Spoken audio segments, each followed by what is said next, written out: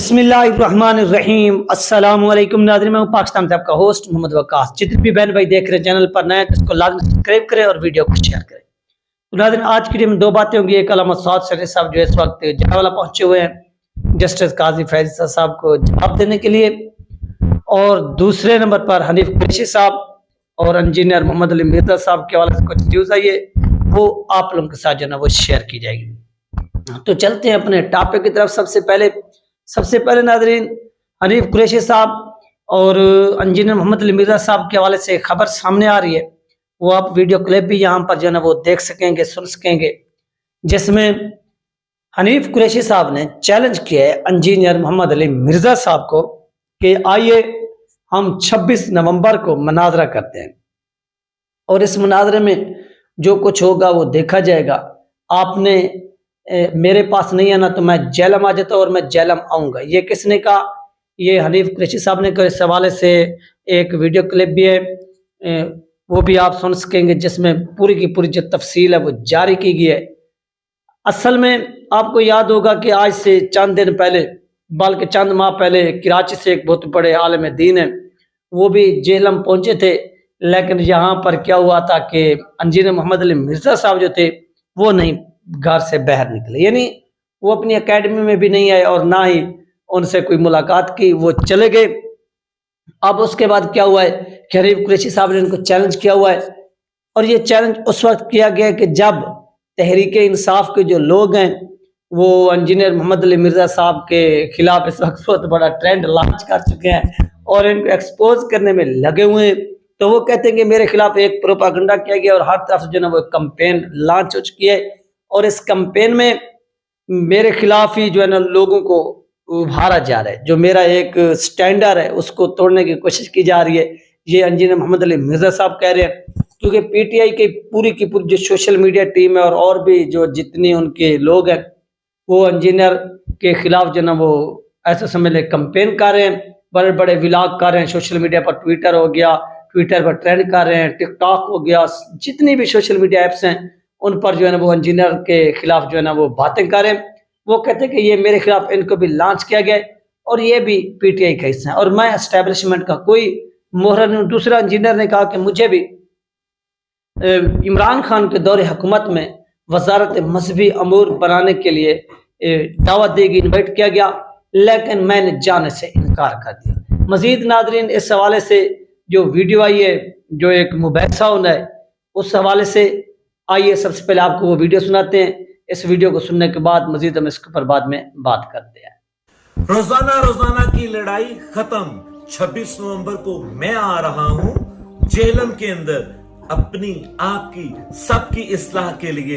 एक तरफ पाकिस्तान के सबसे बड़े मसलक के एक आम से मुफ्ती होंगे, मुफ्ती हनीफ कुरैशी साहब, और दूसरी तरफ लोग वो होंगे जिनको लोग कहते हैं इमाम और अपने आप को उनको स्टूडेंट कह के बड़ा फख्र महसूस करते हैं। तो हम इन दोनों का मुकालमा, मुबाहिसा, मुनाजरा सुनेंगे कि हक पर कौन है। जी हां, उस दिन फैसला हो जाएगा। जो हक पर होगा हम उसके साथ होंगे, हम अपनी इस्लाह के लिए आएंगे। कि भाई एक बंदा कुरान और हदीस की किताबें पकड़ के रेफरेंसेस देख के सबको कह रहा है कि फिरकों की दुकानें बंद, डैमेज हैज बीन डन, वगैरह वगैरह वगैरह वगैरह। तो हम अब मजीद बहस नहीं करेंगे, हम आएंगे। सबसे बड़ी मजे की बात यह है कि उनको नहीं बुला रहे, खुद उनके पास चल के जा रहे हैं कि जनाब बंद कमरे से निकलें, हमारी इस्लाह करें, पूरी कौम की इस्लाह करें, अदरवाइज फितना फसाद मत फैलाएं। तो 26 नवंबर को प्रोग्राम लाजमी देखिएगा। मुझे किसी ने दावत नहीं दी, लेकिन जब मैंने ये दावत दी कि मुफ्ती साहब कह रहे हैं मैं खुद आऊंगा।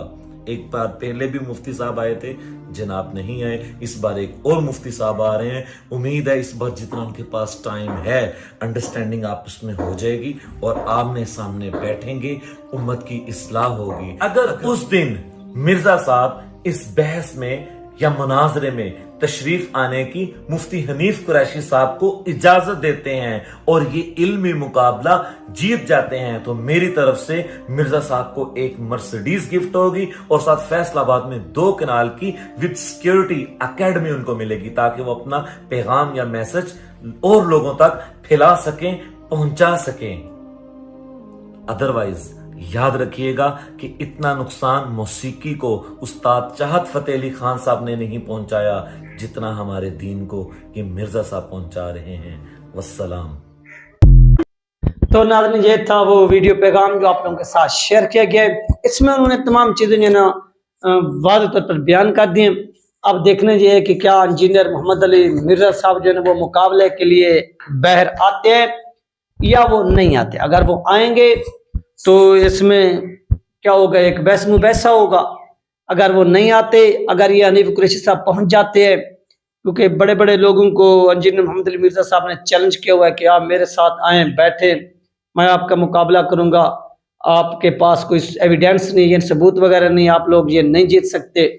लेकिन हनीफ कुरैशी साहब ने कहा कि देखो मैं खुद आता हूँ, मैं खुद आकर तुम्हारे साथ बात करता हूँ, तो आओ मेरा मुकाबला करो। अब इसमें वो किस हद तक कामयाब होते हैं या नहीं होते, ये तमाम चीज़ें वाज़ेह तौर पर नाज़रीन सामने आ जाएंगी।